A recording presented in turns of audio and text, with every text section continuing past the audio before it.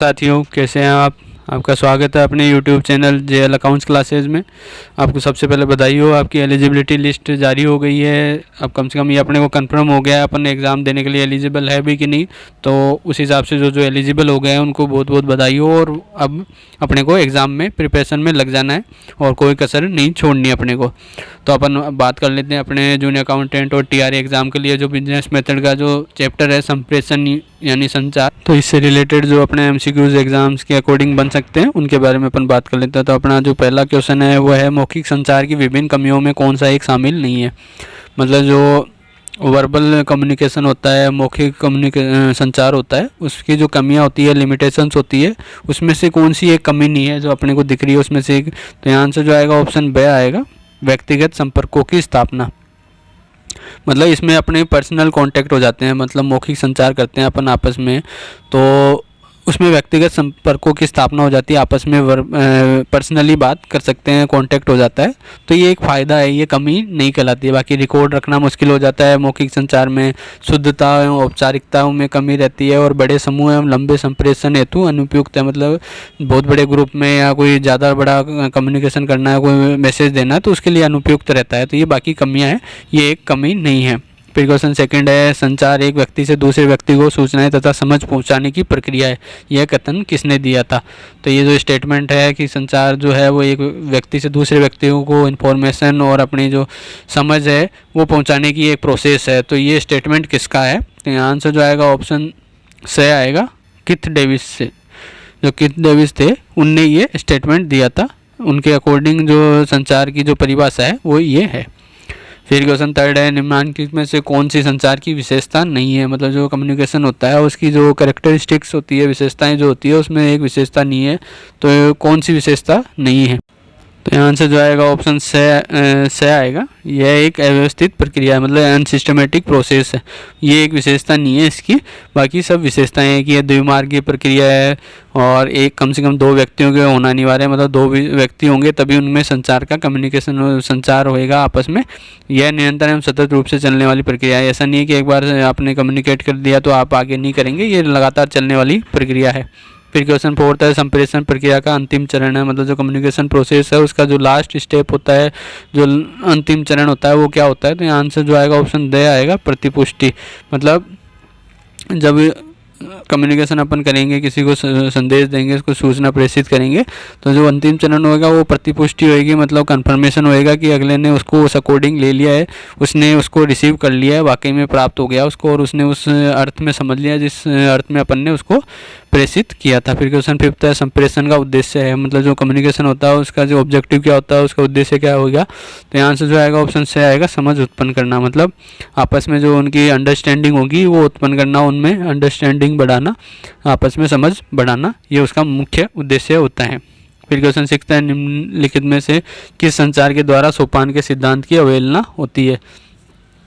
तो मतलब जो कम्युनिकेशन होती है उसमें जो सोपान का सिद्धांत होता है, जो प्रिंसिपल होता है, उसकी अवहेलना होती है। मतलब उसका ध्यान नहीं रखा जाता। कौन सी वो संचार का एक जो प्रकार है उसमें होता है ऐसा। तो यहाँ आंसर जो आएगा ऑप्शन से आएगा, विकर्णीय संचार। जो विकर्णीय संचार होता है जो आपस में आड़ा टेढ़ा चलता है, जिसमें तिरछा भी चलता है, तो उसमें सोपान के सिद्धांत की अवहेलना की जाती है कि वो ना तो सीधा चलता है, मतलब एक तरफा नहीं होता वो किसी भी तरफ, वो किसी तरफ भी जा सकता है। मतलब तिरछा भी जा रहा है, ऊपर भी जा रहा है, नीचे भी जा रहा है, किसी एक पैटर्न में वो नहीं रहता है। फिर क्वेश्चन सेवंथ है, संचार का कार्य जटिल होने के कारण है। मतलब जो कम्युनिकेशन का कार्य होता है वो जटिल क्यों कहलाता है, क्यों कॉम्प्लिकेटेड होता है, वो क्या रीजन रहते हैं उसके।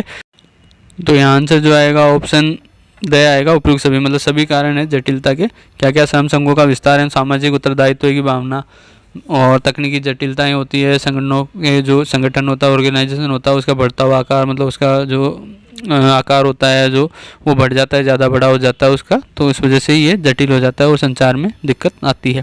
फिर क्वेश्चन 8 है, संचार को संप्रेषित करने के साधन है। मतलब जो कम्युनिकेशन है उसमें जो संचार को जो होगा, अपना जो संदेश होगा उसको आगे कम्युनिकेट करने के क्या क्या माध्यम हो सकते हैं, क्या क्या साधन होते हैं। तो यहाँ से जो आएगा ऑप्शन द आएगा, उपयुक्त सभी, मतलब सभी उसके माध्यम है, उसकी वजह से साधन है जिनकी द्वारा अपन संचार को संप्रेषित कर सकते हैं। तार, टेलीफोन, मतलब जो टेलीफोन हो गया अपना, या ईमेल हो गया, रेडियो टेलीविज़न हो गया, इनके माध्यम से अपन अपना जो भी संदेश है वो आगे प्रेषित कर सकते हैं। फिर क्वेश्चन 9 है, संचार प्रक्रिया का सरलतम स्वरूप है, मतलब जो अपनी कम्युनिकेशन प्रोसेस होएगी उसका जो इजीएस्ट वे क्या है, सबसे अच्छा स्वरूप कौन सा है, किस हिसाब से वो अपना संचार चलता है। तो यहाँ आंसर जो आएगा ऑप्शन बी आएगा, प्रेषक संदेश प्राप्त करता, मतलब कोई एक प्रेषक होगा, एक सेंडर होगा, भेजने वाला जो संदेश को भेजेगा, बीच में फिर संदेश होना चाहिए कुछ ना कुछ जो वो आगे प्रेषित करना चाहता है, और एक प्राप्तकर्ता होगा जो जिसको ये संदेश भेजेगा। तो ऐसे करके दो आदमी हो गए अपने पास, एक प्रेषक हो गया, एक प्राप्तकर्ता, मतलब जो भेजने वाला, और एक रिसीव करने वाला जिसको ये भेजा जाएगा, और इसके मध्य एक अपना संदेश रहता है जो ज़रूरी है। फिर क्वेश्चन 10 है अपना, WH वाइट के अनुसार संचार का सबसे बड़ा शत्रु है, मतलब जो WH वाइट थे उनके हिसाब से जो ये मानते थे कि संचार का सबसे बड़ा शत्रु क्या है, वो किसको शत्रु मानते थे कम्युनिकेशन का, कि वो उसकी वजह से दिक्कत रहती है। तो आंसर जो आएगा ऑप्शन से आएगा भ्रम, जो भ्रम हो जाता है किसी भी कम्युनिकेशन में, संचार में, तो वो इसका सबसे बड़ा शत्रु होता है, जिसकी वजह से उनको ये लगता था कि संचार का जो मोटिव है, जो उद्देश्य है, वो पूरा नहीं हो सकता। फिर क्वेश्चन 11 है, संचार प्रक्रिया को प्रभावी माना जाएगा जब, मतलब जो कम्युनिकेशन प्रोसेस होगा उसको इफेक्टिव कब माना जाएगा, कब उसको प्रभावी माना जाएगा। तो यहाँ आंसर जो आएगा ऑप्शन ए आएगा, प्राप्तकर्ता ने उसी अर्थ में समझ लिया हो, मतलब जो रिसीवर होगा, जो जिसको संदेश भेजा गया है, उसने संदेश को उसी अर्थ में, उसी हिसाब से समझ लिया हो जैसा वो प्रेषक जो था, संदेश भेजने वाला था, वो उसको बताना चाह रहा था, उसी रूप में उसने उसको स्वीकार कर लिया, उसी हिसाब से उसने समझ लिया हो। फिर संचार है, मतलब जो कम्युनिकेशन है वो कौन सी प्रोसेस है। तो यहाँ से जो आएगा ऑप्शन द आएगा, उपयुक्त सभी, मतलब वो व्यवस्थित प्रक्रिया भी है, मतलब सिस्टमेटिक प्रोसेस है, सतत प्रक्रिया मतलब लगातार चलने वाली है, और द्विमार्गीय प्रक्रिया है, मतलब दोनों तरफ से होती है। ये ऐसे नहीं है कि भेज दिए संदेश जो है वो प्रेषक ने भेज दिया और प्राप्तकर्ता ने ले लिया, वो वापस उसकी अपनी जो उसके संबंध में प्रतिपुष्टि होगी, या जो भी उसके संबंध में जो अपने मतभेद है, या जो भी अपने विचार वगैरह है, वो वापस उसको देता है। तो इस हिसाब से दोनों तरफ से चलता रहता है, ऐसे नहीं एक तरफ ही ये चलता है। फिर क्वेश्चन 13 है, संप्रेषण की पूर्ति में प्रमुख बाधाएं हैं, मतलब जो कम्युनिकेशन की जो फुलफिलमेंट में या पूरी करने में जो क्या प्रमुख बाधाएं हैं, क्या लिमिटेशंस है, क्या हर्डल्स आती है। तो यहाँ आंसर जो आएगा ऑप्शन द आएगा, उपयुक्त सभी, मतलब क्या दिक्कतें रहती हैं। तो भाषा की भिन्नता, अगर प्रेषक और जो प्राप्तकर्ता उनके बीच में अगर लैंग्वेज की डिफरेंस है, भाषा अलग है उनकी, तो जो संदेश है उसको समझने में दिक्कत हो सकती है। पूर्वाग्रह तथा प्रेषक एवं प्राप्तकर्ता के मध्य संबंध जो है, मतलब कोई किसी ने पहले से प्रेजुडिस हो गया, पूर्वाग्रह से ग्रसित है, वो पहले ही ये मान के बैठा है कि ऐसा कुछ भावनाएं वो दिमाग में लेके बैठा है, तो उससे संदेश सही रूप में उस तक प्रस्तुत मतलब नहीं पहुंच पाएगा, वो सही तरीके से उसको संदेश को नहीं ले पाएगा। साथ ही प्रेषक और प्राप्तकर्ता के मध्य अगर संबंध अच्छे नहीं है तो उसकी वजह से भी संप्रेषण में दिक्कत आती है। और भौगोलिक दूरी एवं तकनीकी बाधाएं, मतलब मान लो प्रेषक और प्राप्तकर्ता के बीच में भौगोलिक दूरी, मतलब जियोग्राफिकल डिस्टेंस बहुत ज़्यादा दूर हो, काफ़ी दूरी पे हो, तो उनको संदेश भेजने में दिक्कत आती है। और जो टेक्निकल जो हर्डल्स है, बाधाएं हैं, वो तो है ही। तो ये सभी दिक्कतें रहती है, कमियां हैं। फिर क्वेश्चन 14 था, प्रवाह की दिशा के आधार पर संचार के वर्गीकरण में एक वर्ग नहीं है। जो प्रोसेस का जो फ्लो होता है, जो अपने उसकी दिशा, मतलब उसकी डायरेक्शंस के हिसाब से जो कम्युनिकेशन का अपन क्लासिफिकेशन करते हैं, तो उसमें एक उसका वर्ग नहीं होगा, एक क्लासिफिकेशन अपन नहीं कर सकते हैं। तो वो कौन सा होएगा? तो यहाँ से जो आएगा ऑप्शन से आएगा, लिखित मौखिक। मतलब ये प्रवाह के हिसाब से नहीं होता। लिखित मौखिक तो क्या है कि एक अलग ही तरीके का वर्गीकरण हो गया संचार का, कि या तो आपने रिटर्न में लिख दिया या वर्बली बोल दिया। बाकी अधोगामी हो गया, ऊपरीगामी हो गया, या समतलीय, विकर्णीय, या अंगूरी लता, ये जो प्रकार हैं, जिसमें अधोगामी जो अपना होता है वो हो गया कि नीचे की तरफ चलता है, ऊपरगामी हो गया जो ऊपर की तरफ, भाई नीचे वाला ऊपर की तरफ मैसेज भेज रहा है। समतलीय हो गया मतलब बराबर एक ही लेवल वाले जो भी हैं वो आपस में कम्युनिकेट कर रहे हैं। विकर्णीय हो गया मतलब डायगनली जो मैसेज को कन्वे कर रहे हैं वो हो गया। और अंगूरी लता तो वो हो गया जिसमें कोई सिस्टम नहीं है, किधर भी जा रहा है वो, ऊपर भी चल सकता है, साइड में भी चल सकता है, मतलब अधोगामी भी हो सकता है, ऊपरगामी भी हो सकता है, समतलीय भी हो सकता है और विकर्णीय भी हो सकता है। इन चारों का जो मिक्सअप होता है वो अंगूरी लता हो गया। तो इस हिसाब से ये प्रवाह की दिशा के आधार पे तो एबस है, जो एब है, और द जो ऑप्शन है वो वाले तो अपने वर्गीकरण हो सकता है। बाकी लिखित और मौखिक वाला वर्गीकरण प्रवाह की दिशा के आधार पर नहीं होता है। फिर क्वेश्चन 15 है, जब संगठन में उच्च अधिकारियों से नीचे के कर्मचारियों की ओर संचार का प्रवाह होता है, तो यह अधोगामी संचार कहलाता है। इस प्रकार के संचार की विधि हो सकती है, मतलब जो ऑर्गेनाइजेशन होगा उसमें जो सीनियर ऑफिसर्स होंगे, अपर लेवल के जो ऑफिसर्स होंगे, उच्चाधिकारी होंगे, वो नीचे के कर्मचारियों को, जो नीचे उसके नीचे जो भी काम कर रहे कर्मचारी हैं, एम्प्लॉयज़ हैं, उनकी ओर संचार का प्रवाह होता है, मतलब कम्युनिकेट करता है वो, कोई भी मैसेज नीचे की तरफ फ्लो होता है।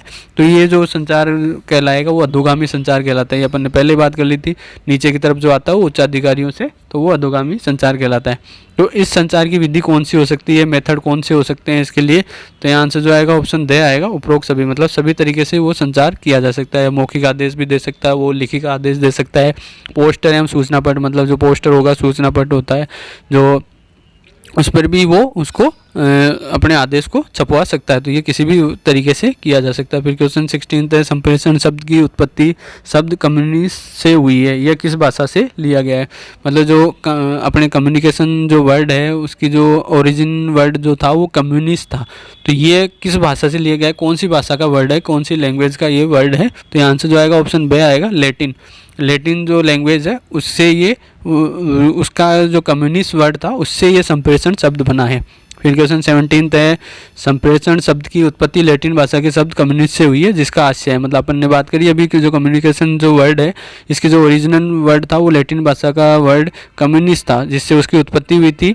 तो इसका आशय क्या है, मतलब इसका अर्थ क्या होता है, कम्युनिस्ट वर्ड जो है इसका क्या मतलब होता है, तो यहाँ आंसर जो आएगा ऑप्शन से आएगा सामान्य, मतलब कम्युनिस्ट वर्ड है इसका अर्थ होता है सामान्य, मतलब लैटिन भाषा के हिसाब से इसका अर्थ सामान्य होता है। फिर क्वेश्चन 18 है, अनौपचारिक संप्रेषण को डैश डैश के रूप में भी जाना जाता है, मतलब जो अनऑफिशियल जो कम्युनिकेशन होता है उसको कौन से रूप में भी जानते हैं, किस रूप में उसको और बोल सकते हैं, तो ये आंसर जो आएगा ऑप्शन से आएगा, ऑप्शन द आएगा, ए एवं ब दोनों, मतलब ऑप्शन ए और ब दोनों तरीके बोल सकते हैं। उसको अफवाह मील भी बोल सकते हैं और अंगूर लता संप्रेषण भी कह सकते हैं, मतलब जो अनौपचारिक अनऑफिशियल संप्रेषण या जो कम्युनिकेशन होगा उसको अफवाह मील या अंगूरी लता संप्रेषण दोनों कह सकते हैं अपन। फिर क्वेश्चन 19 है, अंगूर लता एक प्रकार का, मतलब जो अंगूर लता जो संप्रेषण होगा जो अपन ने बात करी है अभी वो किस हिसाब का संप्रेषण होता है, कैसा होता है, तो यहाँ आंसर जो आएगा ऑप्शन ए आएगा, अनौपचारिक संप्रेषण, मतलब अनऑफिशियल कम्युनिकेशन होता है जैसा अपन ने पहले ही बात कर ली ये। फिर क्वेश्चन 20 है, इनमें से कौन सा संप्रेषण की बाधाओं को दूर करने हेतु एक सुझाव नहीं है, मतलब जो कम्युनिकेशन की जो हर्डल्स है, बाधाएं हैं, लिमिटेशंस है, उनको दूर करने के लिए क्या सुझाव नहीं है, क्या अपन उसको लिए सुझाव नहीं दे सकते हैं, क्या एक उपाय नहीं हो सकता उसका, तो यहाँ आंसर जो आएगा ऑप्शन ब आएगा, व्यक्तिक संरचना नहीं कर सकते आप, संगठन संरचना कर सकते हो कि ऑर्गेनाइजेशन में आप ऐसा स्ट्रक्चर कर दो जिससे कम्युनिकेशन इजीली हो जाए, कार्य स्थिति जो है वो सुधार सकते हो जिससे कम्युनिकेशन अच्छा हो जाए, और सूचनाओं का अतिभार जो है वो आप उसमें कर सकते हो कि उसको कम कर दो सूचनाओं का, तो उसकी वजह से इजी गोइंग में अपना काम हो सकता है। बाकी व्यक्तिगत संरचना अपन नहीं कर सकते, तो ये एक बाधाओं को दूर करने का कोई सुझाव नहीं है। फिर क्वेश्चन 21 है, निम्नलिखित में से किसी संगठन का एक आंतरिक संचार माध्यम है, मतलब किसी भी ऑर्गेनाइजेशन का एक इंटरनल कम्युनिकेशन मेथड क्या हो सकता है, माध्यम क्या हो सकता है, क्या माध्यम हो सकता है कि संगठन के अंदर ही अंदर अगर संचार अपने को संप्रेषित करना हो तो क्या अपन उसके लिए माध्यम रख सकते हैं, तो यहाँ आंसर जो आएगा ऑप्शन ए आएगा, नियोक्ता तथा कर्मचारियों के बीच संवाद स्थापित करना, मतलब जो अपने एम्प्लॉयर होगा, नियोक्ता होगा, जो मालिक होगा और जो कर्मचारी होंगे वहाँ काम कर रहा है उनके बीच में संवाद यानी कम्युनिकेशन स्थापित करना, ये एक संचार का आंतरिक माध्यम है कि आपस में इनके संवाद स्थापित करवा दिया जाए। फिर क्वेश्चन 22 है, निम्नलिखित में से कौन सा दृष्टिकोण दूसरे व्यक्ति के साथ संबंधों में सुधार करता है और गैर मौखिक संचार का प्रारूप है, मतलब कौन सा दृष्टिकोण जो है एक दूसरे व्यक्ति के साथ संबंधों में सुधार करने की कोशिश करता है, और गैर मौखिक संचार का एक प्रारूप होता है, मतलब वो मौखिक संचार नहीं होता है, उसका प्रकार नहीं होता है। तो यहाँ से जो आएगा ऑप्शन ब आएगा मिररिंग। जो मिररिंग जो मेथड है वो सुधार करता है दूसरे व्यक्ति के साथ संबंधों में, और ये जो दृष्टिकोण है और गैर मौखिक संचार का एक प्रकार है। फिर क्वेश्चन 23 है, संचार में विषय वस्तु को शब्दों, कार्यों या तस्वीरों जैसे संकेतों में बदलना कौन सी प्रक्रिया है। मतलब जो अपना मैसेज होगा संचार में, कम्युनिकेशन में, जो विषय वस्तु होगी, जो भी संदेश अपन देना चाहते हैं, उसको किसी भी वर्ड्स में या किसी भी कार्य में या तस्वीरों में, जैसे भी संकेतों, मतलब ऐसा कोई भी संकेत में उसको बदल देते हैं, तो ये कौन सी प्रक्रिया कहलाएगी, जिसमें जो भी अपना मैसेज है उसको अपन किसी संकेतों में अपन बदल देते हैं, तो ये प्रक्रिया को क्या कहेंगे। तो यहाँ आंसर जो आएगा ऑप्शन ए आएगा, एनकोडिंग। मतलब अपन उसको एनकोड कर देते हैं, कोड बना देते हैं जो भी मैसेज है, ताकि हर कोई उसको देख नहीं सके, देख भी ले तो वो समझ नहीं सके कि इसमें क्या मैसेज है। जैसा नॉर्मली अपन देखते हैं कि जो मिलिट्री वाले अपन टेररिस्ट वगैरह का जो मैसेज आता है उनको डिकोड करते हैं कि भाई उनके पास जो मैसेज होता है वो कुछ इस हिसाब से होता है कि आप समझ नहीं सकते क्या मैसेज देना चाह रहे हैं, तो उसको एनकोड करके किया हुआ मैसेज होता है कि हर कोई उसको समझ नहीं पाता, तो वो मिलिट्री वाले अपने हिसाब से दिमाग लगा के भी उसको डिकोड करते हैं, जिसको मतलब उसको संकेतों को वो वापस उसमें संदेश में बदलते हैं कि ये क्या चीज़ है, क्या ये मैसेज देना चाह रहे हैं, तो उस प्रक्रिया को डिकोडिंग कहते हैं। ये एनकोडिंग होगी, वो डिकोडिंग होती है। फिर क्वेश्चन 24 है, निम्नलिखित में से कौन सा एक संवाद में एक हस्तांतरण अवरोध है। मतलब जो अपना कम्युनिकेशन होगा उसमें एक ट्रांसफर का जो अवरोध है, लिमिटेशन है, वो कौन सी हस्तांतरण का अवरोध कौन सा होता है। तो आंसर जो आएगा ऑप्शन आएगा विरोधाभासी संदेश। मतलब अपन कोई भी विरोधाभासी संदेश देंगे तो उसकी वजह से हस्तांतरण अवरोध होएगा, मतलब ट्रांसफ़र में अपने को लिमिटेशंस है, वो अवरोध है, वो एक हर्डल है, वो दिक्कत आएगी उसमें अपन को संवाद को कम्युनिकेट करने में। तो साथियों यहाँ जो अपना जो संवाद या कम्युनिकेशन से रिलेटेड जो एमसीक्यूज एग्ज़ाम से रिलेटेड अच्छे बन सकते थे वो मैंने यहाँ कवर करवा दिए। नेक्स्ट वीडियो में मैं लेकर आ जाऊँगा नेक्स्ट चैप्टर के वीडियोस, तब तक प्लीज़ वेट कीजिएगा। वीडियोस देखने के लिए धन्यवाद। वीडियो पसंद आई हो तो लाइक अवश्य कीजिएगा और अपने फ्रेंड्स के साथ ज़्यादा से ज़्यादा शेयर ज़रूर कीजिएगा। साथ ही मेरे जो अपने जेएल अकाउंट्स क्लासेस का जो टेलीग्राम चैनल है उसका मैंने डिस्क्रिप्शन में लिंक दे रखा है, आप वहाँ से उसको ज्वाइन कर सकते हैं ताकि आपको इन्फॉर्मेशन मिलती रहे। जय हिंद, जय भारत।